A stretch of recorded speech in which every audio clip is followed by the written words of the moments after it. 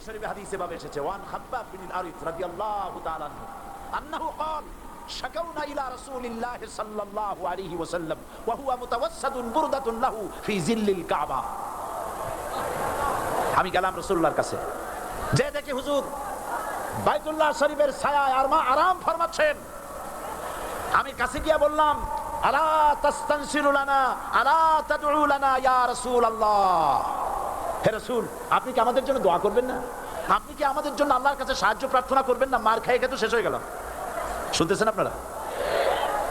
আল্লাহর নবী উঠে বসলেন, বললেন খাব্বাব শোনো, তোমাদের আগে যারা এই পৃথিবীতে এসেছিলেন দ্বীনের দাওয়াত দেওয়ার জন্য, সমকালীন রাষ্ট্র শক্তি তাদেরকে ধরতো, ফায়ুখাজুর রাজুলু ফায়ুহফারু লাহু ফিল আরদ, তার জন্য তারে ধরে নিয়ে মাটির মধ্যে গর্ত করত, ফায়ুজআলু ফিহা, এরপরে সেই গর্তের ভিতরে তাকে কোমর পর্যন্ত গেড়ে দিত।